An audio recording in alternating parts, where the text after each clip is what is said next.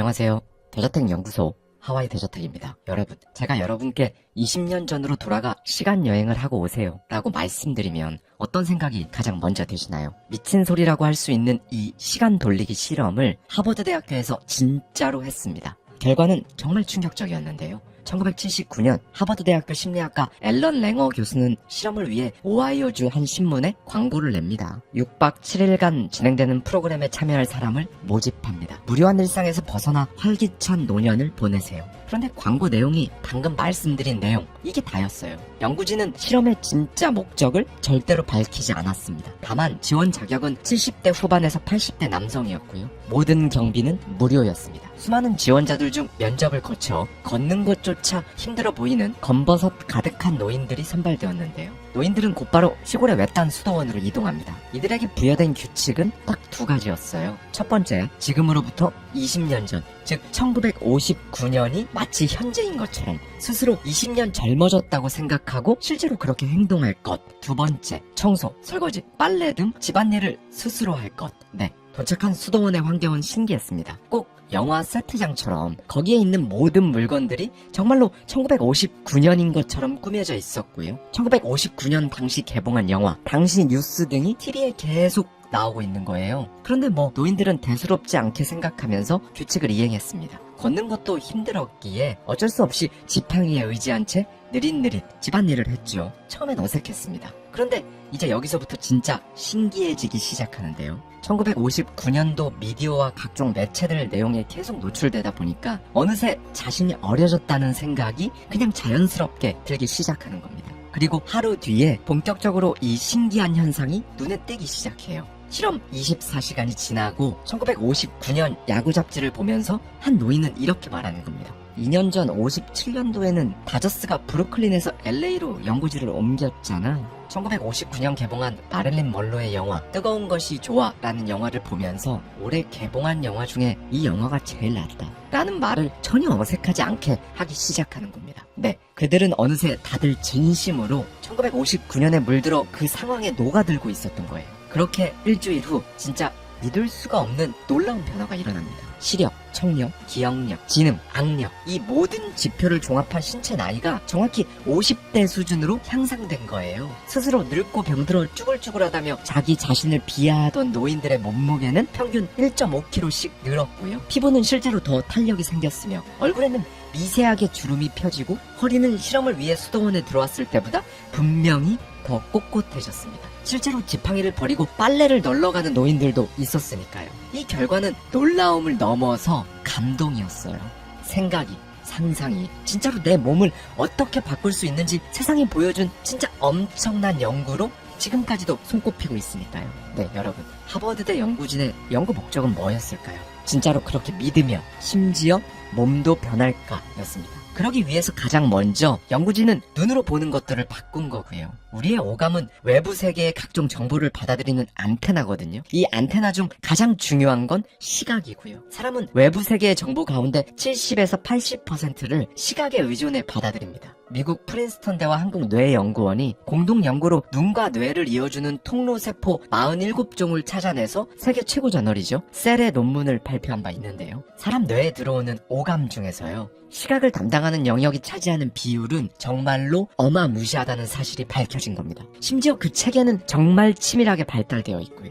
그래서 사람은요, 어떤 정보를 말로만 전달하면 72시간 뒤에는 10%밖에 기억을 못해요. 그런데 그림을 그려주면서 정보를 전달하면 65% 이상 기억할 수 있습니다. 6배 이상 더 기억할 수 있는 거예요. 여러분, 초등학교 때 교과서 내용은 기억 안 나도 교과서 표지나 교과서에 있던 사진, 그림 같은 건 기억나는 분들 계실 거예요. 그렇죠? 이게 바로 그림 우월성 효과입니다. 네, 일단 현실의 정보가 들어오는 첫 관문은 양쪽 눈이죠. 눈에는 렌즈 역할을 하는 수정체가 있습니다. 여기를 통해 망막의 상이 맺히죠. 그 다음 이게 전기신호로 바뀌면서 뇌의 뒷면 아랫부분인 후두엽에 이 전기신호가 딱 도착하면 뇌 속에서 이제 전체적인 이미지로 재구성되는 거고요. 여기서 우리는 재구성이라는 이 단어에 주목해볼 필요가 있습니다. 왜냐면요, 이걸 파헤치면 어떻게 실험에 참가했던 노인들이 주변에 보이는 물건들을 전부 바꾼 것만으로 실제 자기가 진짜 20년 전으로 돌아갔다고 착각을 했는지 답이 나오거든요. 결론부터 말씀드릴게요. 저의 눈, 여러분의 눈, 우리 인간의 눈은 거짓말을 합니다. 중앙일보에서 관련 연구를 종합해 특집 기사를 실은 적이 있어요. 여기 100명 중 무려 86명은 걸려든다는 그림이 하나 있습니다. 가운데를 자세히 보세요. 구멍이 점점 커지는 것처럼 보일 수 있습니다. 저 역시 실제로 이 구멍이 점점 커지는 것처럼 보였는데요. 이 검은 구멍 착시는요, 노르웨이 오슬로 대학교와 일본 리스메이칸 대학교가 도출해낸 연구 결과예요. 100%는 아니고 실험 대상 50명 중 7명은 구멍이 가만히 있는 것처럼 보였다고 해요. 관련 테스트가 하나 더 있습니다. 아침 해라는 그림인데요. 이 사진의 한가운데는 눈이 부시죠. 그런데 실제로 가운데 흰색은 주변에 있는 흰색보다 더 밝지 않아요. 가운데 부분을 눈부시게 느끼라고 우리 뇌가 명령을 내리고 있을 뿐이죠. 연구진은 이 이유를 이렇게 설명합니다. 이 모양은 우리가 구름이나 나뭇잎 사이로 보이는 햇빛과 유사하다는 착각을 일으킨다. 갑자기 내리쬐는 빛은 시각을 마비시킬 수도 있는 위험 요소다. 이 때문에 뇌가 삼강으로 인한 위험 요소를 제거하기 위해 자기 스스로 착시를 일으키는 것이다. 네, 여러분. 그럼 이런 착시는 왜 생기는 걸까요? 바로 우리가 보는 것, 그리고 인지하는 것, 이 두 개의 시간차 때문이에요. 빛이 눈에 있는 각막에 닿은 뒤 전기 신호로 뇌까지 전달되기까지는 0.04에서 0.15초 정도가 걸립니다. 이게 의미하는 게 뭘까요? 저와 여러분이 보고 있는 건 이 현실이라는 건요, 정말 짧은 시간이긴 하지만 0.04에서 0.15초 전에 일어난 과거의 것들이라는 겁니다. 그리고 우리 뇌는 그 찰나의 공백조차 견디지 못해요. 그래서 경험 혹은 신념으로 그 찰나의 순간을 채우는 겁니다. 그 공백을 채우기 위해 뇌가 개입한 결과 착시가 발생하는 거죠. 그러니까 우리 뇌는 0.1초도 기다리지 않고 상황을 예측해서 판단해버립니다. 그래서 우리는 보이는 대로 믿는다라고 생각하지만 사실 그게 아닌 거예요. 실제로는 뇌가 판단하는 대로, 뇌가 믿는 대로 보이는 겁니다. 네. 그래서 본다는 행위는 사실 눈이 하는 일이 아니에요. 눈은 거들어주는 역할을 할 뿐이고요. 두뇌 활동의 결과 우리는 보는 겁니다. 앞선 하버드대 실험에서 연구진이 실험에 참가한 노인들에게 20년 전으로 돌아가 젊어졌다고 생각하고 살아볼 것이라는 엄청난 규칙을 부여했죠. 이걸 통해 실험 참가자들의 뇌는 신념을 갖게 된 겁니다. 이와 동시에 뇌에 가장 많은 영역을 차지하는 시각 정보, 즉 보는 것을 바꿔버리니까 그 효과는 극대화된 거고요. 눈으로 보는 것들이 전기 신호로 후두엽에 전달되기 0.15초 전, 뇌는 그 찰나에 나는 젊어졌다는 신념으로 채워버렸고, 사람들은 그렇게 뇌가 믿는 대로 보기 시작한 거죠. 뇌과학 전문가인 박문호 박사는 이와 관련해서 이렇게 설명합니다. 결론적으로 우리 두뇌는 세계를 재구성한다. 눈이 감지한 것에다가 경험을 바탕으로 만든 세계상을 덧입힌 것이 우리가 보는 세상이다. 이 재구성 방식은 우리 스스로 진화와 생존에 도움이 되는 쪽을 택한다. 이 때문에 바깥의 진실과는 전혀 관계없는 세계상을 만들어낼 수도 있는 것이다. 네, 여러분. 그래서 진실은 관점에 따라 바뀌는 겁니다. 그리고 바로 이것 때문에 이런 말이 있는 거죠.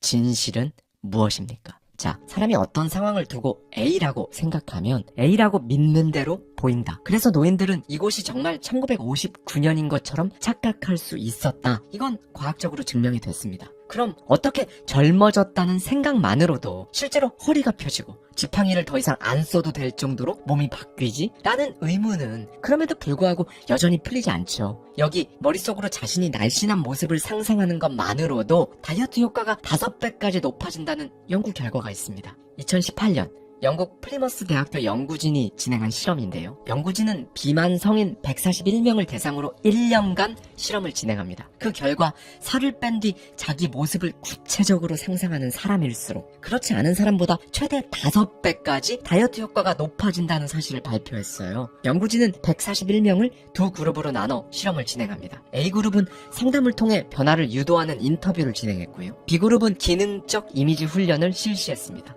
이 기능적 이미지 이미지 훈련은요, 다이어트에 성공한 자신의 모습을 구체적으로 상상하도록 이미지 트레이닝을 시키는 방법이었어요. 비만인 현재 모습으로는 할 수 없었던 일, 경험을 쓴 다음 머리에 그리게 하고 살을 뺀 뒤 이것들을 어떤 방식으로 할 건지 진짜 구체적으로 자세하게 상상했습니다. 실험 6개월 차 두 그룹 간의 결과가 극명하게 차이가 났는데요. 먼저 단순히 인터뷰를 진행한 그룹에선 몸무게가 평균 0.7kg 정도 빠졌어요. B그룹은 어땠을까요? 무려 평균 4.1kg을 감량합니다. 허리 둘레 역시 A그룹은 2.3cm를 줄였는데요. 이미지 트레이닝을 진행한 B그룹에선 평균 7cm 줄였고요.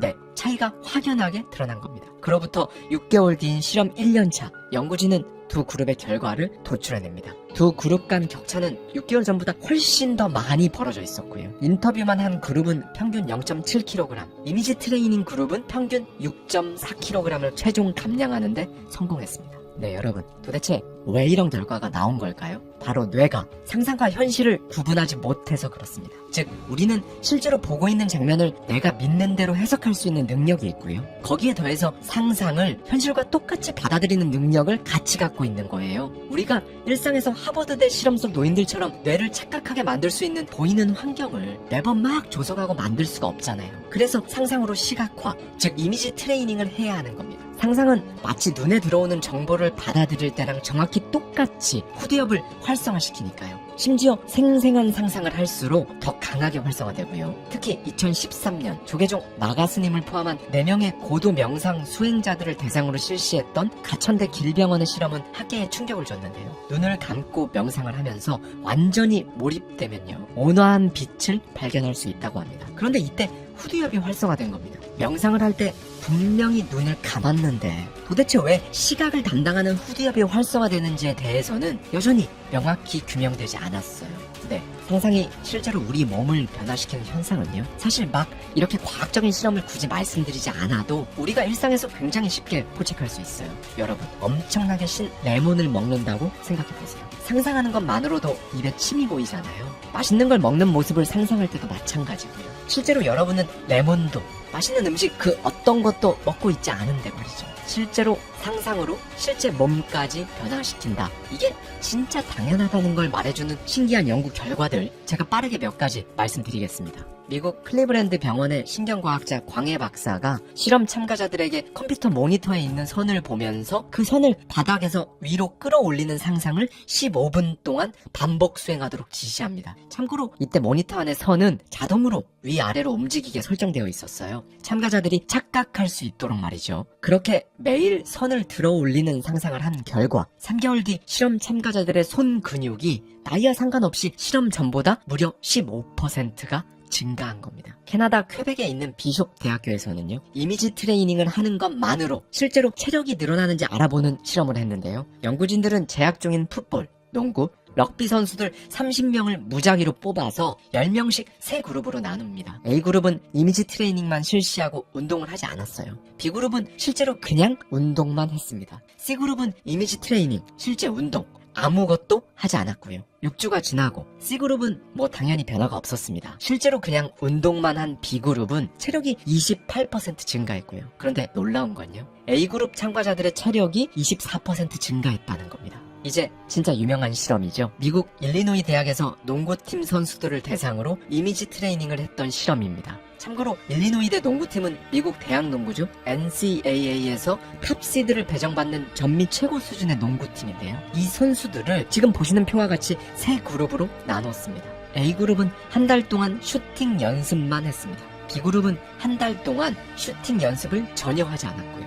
C그룹은 매일 30분 동안 마음속으로 자신이 직접 공을 던져 득점하는 장면을 그렸습니다. 기량이 점점 향상되는 자기 모습을 상상하는 이미지 트레이닝만 한 거죠. 실험 결과는 어땠을까요? 슈팅 연습을 한 달간 안 한 B그룹의 실력은 예상대로 아무런 변화가 없었습니다. 그런데 이제 좀 충격적인데요. 놀랍게도 매일 체육관에서 실제 슈팅 연습을 한 A그룹과 이미지 트레이닝만 한 C그룹 선수들이 슈팅 득점률에서 똑같은 수준으로 향상이 된 겁니다. 네, 인간의 상상은 그 자체로 몸을 변화시킬 수도 있고 나아가 인생을 바꾸기도 합니다. 사실 제가 지금까지 실험 결과들을 말씀드리면서 놀랍다는 표현을 썼는데요. 놀라운 게 아니라 이 상상의 힘은 사실 그냥 당연한 거예요. 거의 대부분 95%의 사람들이 상상 자체를 안 하고 사니까 놀라운 것처럼 느껴지는 거죠. 베트남 전쟁 포로로 무려 7년간 독방에 수감되었던 미국의 조지 홀 대위는 독방에서 매일 머릿속으로 골프 코스를 떠올리면서 매일 한 라운드씩 상상으로 골프를 했어요. 상상이니까 매일 완벽한 샷을 날렸고요. 그런데 그렇게 7년의 세월이 흘러 본국으로 귀환한 그의 골프 실력은 마치 지난 7년 동안 매일 골프 연습을 실제로 한 사람처럼 골프를 잘 쳤다는 일화는 예전에도 제가 한번 소개해드린 적 있죠. 마지막으로 이 상상으로 시각화, 즉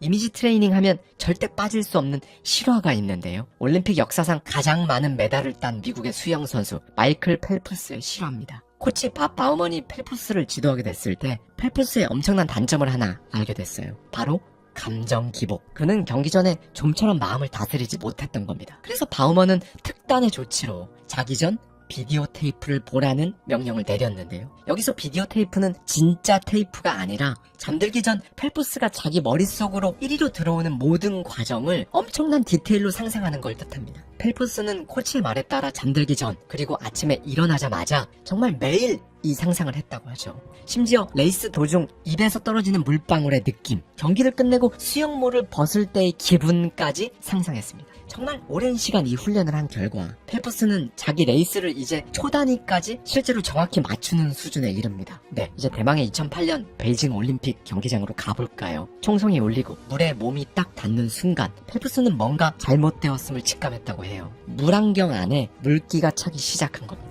두 번째 턴을 했을 때는 눈앞이 흐릿해졌고 세 번째 턴을 했을 때는 물안경 안이 물로 가득 찼어요. 4년간 준비한 올림픽 결승에서 앞을 못 보고 경기를 해야 하는 상태가 된 겁니다. 수영장 바닥에 그려진 선, 터치판에 쓰여진 T자도 당연히 볼 수 없었고요. 사실 실제 올림픽 결승 레이스에서 이런 상황을 만나면 웬만한 사람은 멘탈이 다 나갔을 거예요. 그런데 그때 펠프스는 이제 4년간 매일 재생했던 자기만의 비디오 테이프를 돌리기 시작합니다. 펠프스는 마지막 50m를 남겨두고 최종 터치판을 누를 때까지 몇 번의 스트로크가 남았는지 추정했다고 해요. 그리고 마지막 21번째 스트로크까지 앞을 못 보는 채로 온 힘을 다해 수영한 그는 터치판에 손을 찍습니다. 그리고 서둘러 물안경을 벗고 전광판을 쳐다봤는데요. 전광판엔 월드 레코드, 세계 신기록이라는 글자가 있었죠. 펠프스는 그때를 이렇게 회상합니다. 상상, 이미지 트레이닝이 없었다면 저의 2008년 올림픽은 최악 그 자체였을 겁니다. 네, 여러분, 사실 상상은요, 인간이 가진 가장 큰 자산이자 가장 위력적인 무기예요. 이걸 고의적으로 잘 이용하는 사람과 아닌 사람의 인생은 극명하게 차이가 날 수밖에 없죠. 그냥 당연한 겁니다. 우리가 보는 현실도요, 짧은 찰나의 순간 뇌가 먼저 개입하기 때문에 결국 여러분만의 상상일 수 있습니다. 그렇다면 여러분의 상상이자 현실인 오늘, 내년, 그리고 5년 뒤 여러분은 여러분의 현실을 어떻게 만들어 보실 건가요? 오늘 제가 드린 모든 메시지를 아인슈타인이 한 방에 정리합니다. 논리는 당신을 A에서 Z까지 데려다 주지만 상상은 당신을 어디든 데려다 줄 것이다. 여러분 인생의 최고의 10분, 그 10분을 찾으세요. 바로 오늘부터입니다.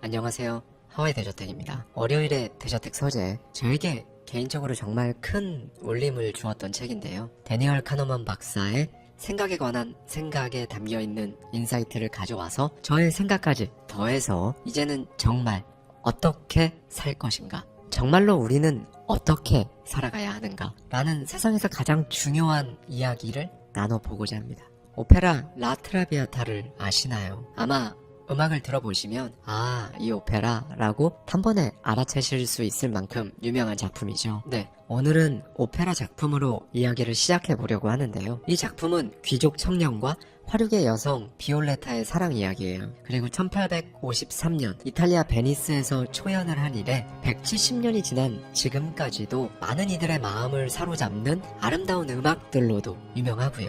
줄거리는 지금은 진부하지만 당시에는 결코 진부하지 않았던 내용이었습니다. 청년의 아버지는 가족의 명예를 위해 화류계 여성인 비올레타를 찾아가요. 이렇게 말하죠. 내 아들을 포기해달라. 이 말을 들은 비올레타는 어떤 선택을 했을까요? 네, 이 청년을 진심으로 사랑한 그녀는 역설적이게도 놀라운 희생정신을 발휘해 사랑하는 남자를 떠나기로 합니다. 그의 앞날을 위해서요. 그리곤 얼마 안가 예전부터 그녀를 괴롭혔던 폐결핵이 재발하며 작품은 새로운 국면을 맞이합니다. 19세기에 폐결핵은 치명적인 병이었죠. 오페라가 마지막을 향해 달려가는 그 순간, 젊은 나이의 그녀는 친구들에게 둘러싸여 다가오는 죽음을 맞이하려 하고 있어요. 그리고 그녀가 숨을 거두기 10분 전 우리의 남자 주인공은 달려옵니다. 네, 극적으로 소식을 전해들은 이 청년은 정말 모든 걸 내려놓고 그녀가 있는 파리로 달려옵니다. 그가 온다는 소식에 비올레타는 마지막 힘을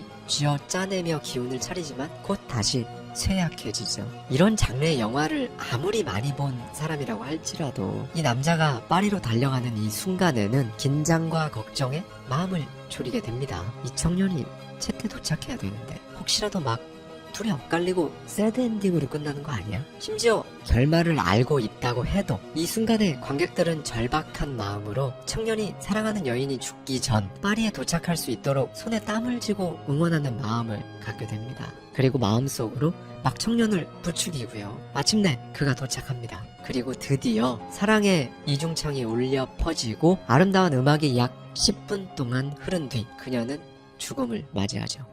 데니얼 박사는 이 오페라를 여러 번 본 끝에 어느 질문에 도달합니다. 우리는 왜 그토록 이 이야기의 마지막 10분에 연연하는가? 수많은 연구 끝에 그는 깨달았어요. 네, 사람들은 비올레타의 삶 전체 길이에는 전혀 관심이 없었습니다. 그녀가 28세에 죽든 27세에 죽든 아니면 100세에 죽든 마지막 그 10분이 없다면 관객들은 그녀의 삶을 소위 의미 있게 바라보지 않는 거죠. 그녀의 마지막 10분의 삶, 그 정점이 없을 수 있다는 가정은 정말로 중요한 문제인 겁니다. 이는 비단 오페라 작품에만 국한된 이야기가 아니에요. 우리는 우리 삶을 평가할 때 클라이막스가 있었는지 없었는지, 즉 정점이 있었는지의 여부에 따라 삶을 그저 그런 것으로 혹은 정말 위대하고 멋진 삶으로 완전히 다르게 평가합니다. 이건 왜 이런 걸까요? 우리 인생이 스토리여서 그렇습니다.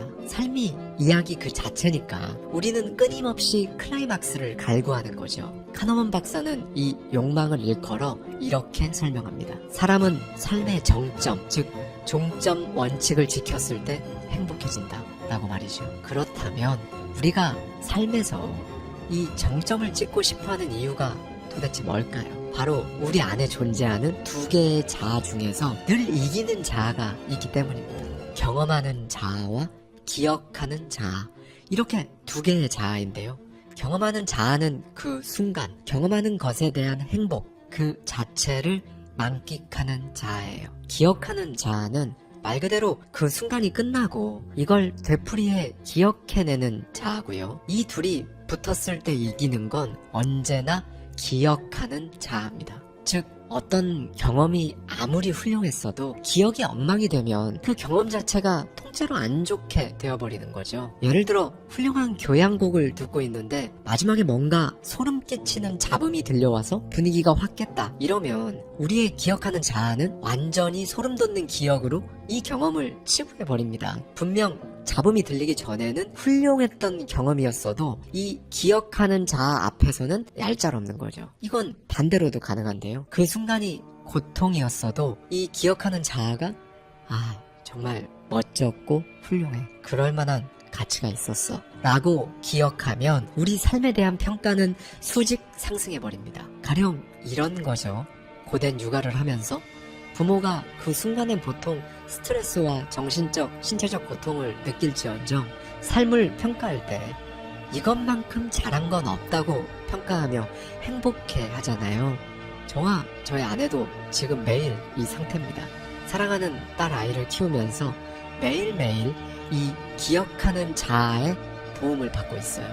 네, 결국 이 기억하는 자아 덕분에 우리는 고통스러운 공부, 운동, 그 어떤 순간도 그게 가져다주는 결과와 가치, 감정이 훌륭하다고 판단되면 우리는 그걸 그냥 묵묵히 하게 되고 할 수 있는 겁니다. 그리고 그 정점을 맞이했을 때 비로소 우리 스스로가 평가하는 삶의 수준이 극적으로 올라가는 거고요. 심리학자 에드 디너는 이 정점과 종점 원칙이 인간을 어떻게 지배하는지 정말로 궁금해졌습니다. 그래서 엄청나게 파고들었거든요. 디너 박사는 젠이라는 허구의 인물을 만들어서 제자들에게 젠의 삶을 짧게 묘사해줬어요. 지문 1. 젠은 일을 즐기고 누군가를 열렬히 사랑하고 취미도 많았으며 끝내 성공해 평생 대단히 행복하게 살다 30세에 죽었다. 지문 2. 쟤는 일을 즐기고 누군가를 열렬히 사랑하며 취미도 많고 끝내 성공해 평생 대단히 행복하게 살다 60세에 죽었다. 네, 실험 참가자들은 두 지문을 보고 삶이 2배로 길어져도 쟤네 삶의 가치나 행복이 전혀 달라지지 않았다고 평가했습니다. 그러니까 삶의 지속 시간은 이들이 느끼는 행복의 총 합과는 완전히 무관했던 거죠. 이때 디너 박사는 지문을 달리했습니다. 일을 즐기고 열렬히 사랑하며 성공한 젠의 삶이 5년 늘어나 35세 혹은 65세에 사망했다. 이 5년 동안 젠은 평범하게 살았으나 그 전만큼 행복하지는 않았다. 이렇게 아주 행복한 삶에서 약간 행복한 삶 5년을 더했을 때 참가자들은 삶의 총 행복도를 훨씬 낮게 평가했습니다. 네, 실망스러운 5년이 추가되었을 때 전체 삶을 나쁘게 평가하는 모습은 이 실험에서 도출된 가히 압도적인 결과라고 할 수 있었죠. 여러분은 이 실험 결과를 듣고 어떤 생각이 드셨나요? 네, 여러분. 삶의 지속 시간은 어쩌면 우리의 우선순위에서 밀려난 것일지도 모르겠습니다. 그러니까 그저 그렇게 혹은 불행한 채로 오래 사는 것보다 제대로 사는 것, 우리가 진짜 원하는 건 종점이 언제 올지 모르니까 일단 나의 정점을 빠르게 찍고 또 찍어서 정말로 인생을 찬란한 그 수준에서 찰랑찰랑하게 유지하는 것, 이게 진정 우리가 원하는 삶이 아닌가 하는 생각이 드는데요. 그래서 이런 말도 있죠. 운동을 할 때 혹은 무언가를 할 때 기분이 가장 좋은 그 상태에서 멈춰라. 그리고 그 순간을 기억하며 나중에 또 다시 반복하라. 그러면 습관이 된다. 네, 여러분. 우리가 시도조차 하지 못하는 이유는 사실 다른 게 아닙니다. 그 결말이 별로 안 좋을 것 같으면, 아니 지금 이 수준보다 오히려 내려갈 것 같아서 겁나면 우리는 섣불리 행동하지 않고 못합니다. 왜? 우리는 어떤 경험의 끝을 가장 행복하게 마무리해야 비로소 그걸 진짜 좋은 경험이라고 기억하니까요. 그런데 가려는 길이 생소하면 선뜻 내가 진짜 정점을 맞고 그 상태를 지속할 수 있을지 의심이 드는 거죠. 우리는 이 종점에서 정점을 찍고 삶을 마무리해야 하는데 이게 안 되고 오히려 지금보다 나빠질까봐 두려운 거예요. 이렇게 이 원칙에 따라 사람을 3가지로 분류할 수 있습니다. 이 길의 결말이 불안하고 알 수가 없으니 하지마, 후회할 거야. 말하며 아예 포기하는 사람. 주로 인생은 가늘고 길게 살아야 한다고 씁쓸하게 말씀하시는 분들이죠. 정말로 언제 죽을지 모르니 장기간 그저 그런 대로 사는 것보다는 지금 당장의 쾌락을 추구하는 사람. 아니다, 상황은 나아진다, 나의 정점은 찾아온다 믿으면 가벼운 불편함이 지속되어도 그것을 계속 해나가는 사람. 네, 앞에 두 유형은 목표가 없이 그냥 사는 겁니다. 그리고 마지막 유형의 사람만이 목표를 두고 앞으로 나아가고요. 카누먼 박사의 저서에는 젊은이들이 목표를 세웠을 때 인생의 놀라운 효과가 어떻게 나타나는지 보여주는 굉장히 흥미로운 연구가 나오거든요. 1976년 미국입니다. 고등교육을 받기 시작한 약 12,000명을 대상으로 1995년부터 1997년 약 2년에 걸쳐 설문조사를 실시한 거예요. 참가자들은 17세, 18세, 경제적으로 매우 풍족한 삶이라는 목표에 중요하지 않다부터 필수적이다까지 4단계 중 하나에 체크하게 했어요. 그리고 20년이 지나고 다시 설문을 실시해서 1995년 소득, 그리고 현재 삶에 대한 전반적인 만족도 등에 답하게 한 거죠.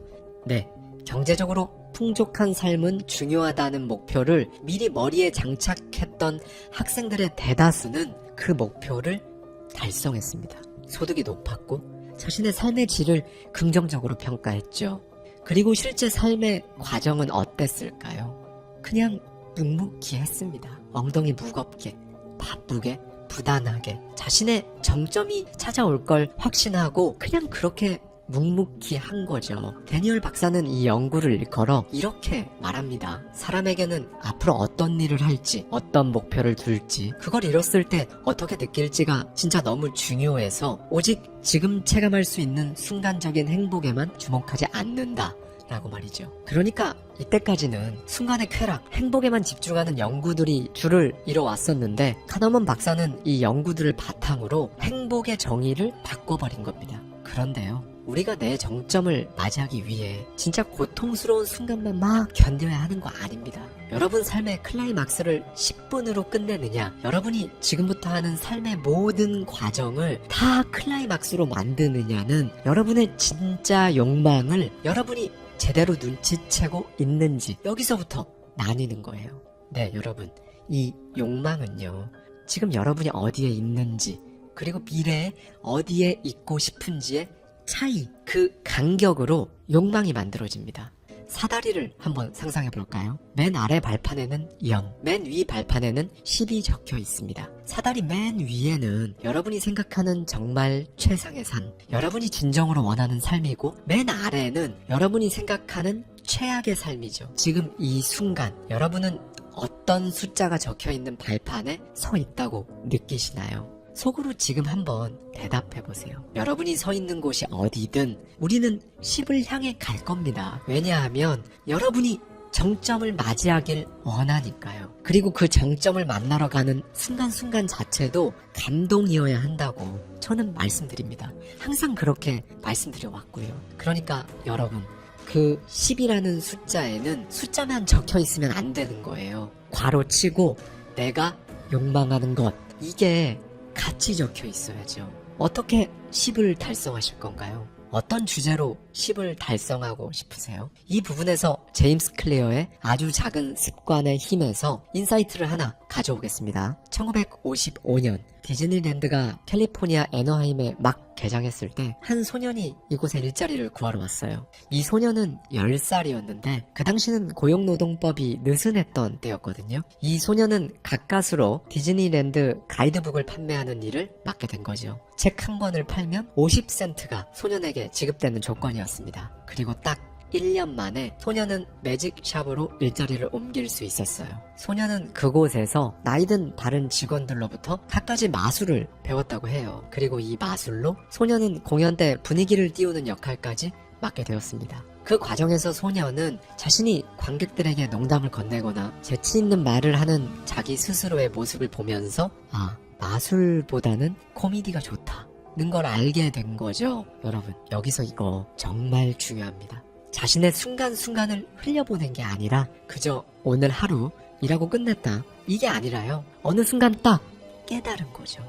내가 좋아하는 건 A가 아니고 B구나. 진짜 욕망을 찾은 겁니다. 그렇게 이 소년의 하루는 그냥 사는 게 아니라 진짜 매일매일 진정성 있는 순간들로 바뀌게 됩니다. 소년은 자신의 사다리에 써 넣었어요.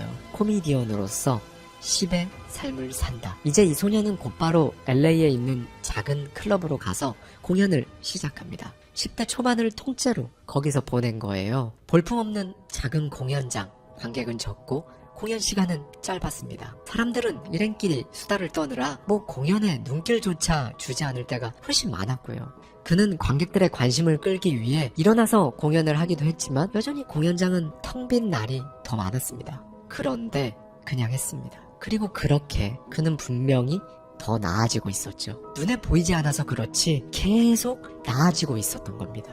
몇 년이 지나자 그는 이제 10분짜리 공연도 자체적으로 만들게 되었고 19살이 되던 해에는 매주 1회 20분짜리 공연도 올리게 됩니다. 극적인 순간들도 있었겠지만 남들이 보기에는 솔직히 그저 그런 날이 압도적으로 많았을 거예요. 그렇게 끝없이 실험하고 적용하고 연습한 결과 이제 10년이 흘렀습니다. 그는 차츰 TV 토크쇼의 모습을 드러낼 수 있었어요. 1970년대 투나잇쇼와 SNL 라이브에 고정 게스트로 출연하면서 본격적으로 얼굴을 알렸죠. 네, 15년을 부단하게 달려온 그는 60일간 60개 도시를 순회 공연했으며 어느 순간 뉴욕에서 3일 동안 4만 6천 명의 관객을 동원하게 되는 코미디계 거물이 되어 있었습니다. 정확히 15년 전의 그의 모습과 15년 후 그의 모습을 보면 참 미묘한 감정이 들죠. 그 한 사람만 빼고 진짜 모든 게 바뀌었으니까요. 무대를 360도 돌아보았을 때 무대 규모,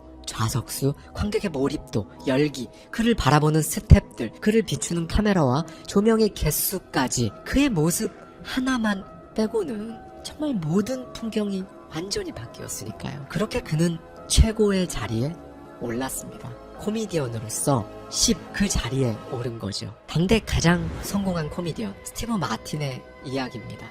네, 정점을 맞이한 그가 걸어온 15년이라는 매일매일은 그에게 있어서만큼은 단 한순간도 빠짐없이 진정성이 있었어요. 그는 사람이 오랜 기간 무언가를 꾸준히 했을 때 정말로 무슨 일이 벌어질 수 있는지 보여준 사람입니다. 간혹 그도 확신이 없었을 거예요. 그렇죠? 그냥 그리고 여러분과 똑같이 그냥 사람이니까요. 내가 진짜 내 정점을 맞이할 수 있을까? 네.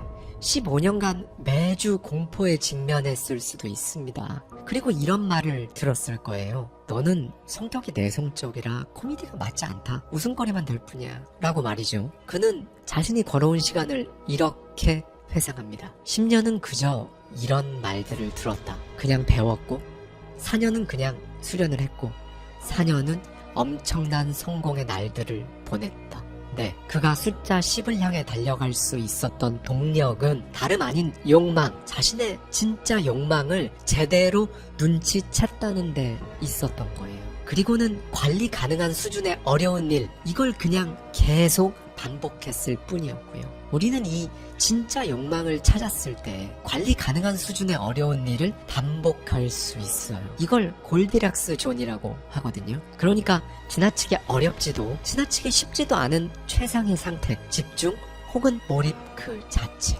네, 여러분. 과학자들이 이 골디락스 존을 수치화하려고 애쓴 결과 사람이 자신의 능력에서 딱 4% 넘어가는 일을 할 때 이 구간에 진입할 수 있다는 사실을 알아차렸습니다. 사실 우리가 이걸 자체적으로 측정한다는 건 어려워요. 다만 이게 수치가 의미를 지닐 수 있는 부분은 이겁니다. 지금 여러분이 하는 그 일이 이 구간에서 크게 벗어난 일인지 아닌지, 보다 정확히는 여러분의 욕망에 맞는지 아닌지, 이 정도는 가늠이 되실 겁니다. 여러분, 진짜 원하는 걸 찾으세요. 그걸 찾아야 정점을 맞이합니다. 앞서 말씀드렸듯이 우리는 종점 그리고 정점, 이 두 가지 요건을 맞추지 않으면 삶의 끝에서 반드시 후회를 하게 된다는 거죠. 네, 여러분, 결국 우리 삶을 돌아봤을 때 내 삶을 좋게 평가할지 나쁘게 평가할지의 척도는 실패가 아니라 지루함입니다. 이거 정말 중요해요. 정말 꼭 기억해 주셨으면 좋겠습니다. 여러분을 후회하게 만드는 건 오늘 한 실패가 아니라요, 오늘 하루 종일 느낀 지루함이에요. 사람은 지루함을 견디지 못한다고 합니다. 그래서 계속 새로운 걸 찾는 거고요. 그래서 욕망이 필요해요. 그 욕망 안에서 계속 수준은 올라가면서 결은 비슷한 그것들을 해내야 초급자가 전문가가 되고 가난한 사람이 부자가 되고 하위 10%에서 상위 10%가 된다는 걸 말씀드리는 거예요. 이걸 못 찾으니까 어디 이상한 데 가서 계속 새로운 걸 찾는 거거든요. 이 다이어트에서 저 다이어트로, 이 취미에서 저 취미로, 이거 손 댔다가 다른 것도 잠깐 해보다 말고, 친한 지인이 이거 재밌다고 하니까 같이 가서 한번 해보고 나랑은 안 맞다 그럼 말고, 장비만 잔뜩 구입하고 후회하고 중고 거래로 내다 팔고, 그렇게 몇 달 가고 몇 년이 가고. 그렇죠. 나를 진짜 정점으로 데려다 주는 그 삶을 가장 굵게 관통하는 줄기는 어디 있는지도 모르고 의미 없는 격가지들에서 계속 새로운 것만 추구하며 살다 보면 이제 어느 순간 엄청나게 허무해지는 겁니다. 여러분이 바랬던 그 정점이 빠진 채로 종점에 다다른 어느 날을 생각해보세요. 너무나도 뼈저린 후회를 하게 되지 않을까요? 여러분의 열망, 욕망을 찾으십시오. 그리고 그 안에서 하세요. 거기 안에서 지금보다 4% 정도만 더 어려운 걸 찾아서 계속 해보십시오. 여러분을 둘러싼 360도 그 무대를 조금씩 바꿔나가세요. 그렇게 여러분의 삶은 10분이라는 잠깐의 클라이막스가 아니라 그 자체가 감동적이고 클라이막스인 삶으로 바뀔 수 있습니다. 가늘고 길게 살겠다며 씁쓸하게 포기하지 마시고요. 그렇다고 굵고 짧은 삶도 여러분의 것은 아닙니다. 무한히 길고 넓게 뻗어가는 삶, 이제 여러분이 가야 할 길이라는 걸 여러분 스스로에게 계속 말해주십시오. 감사합니다. 지금까지 하와이 데저트이었습니다.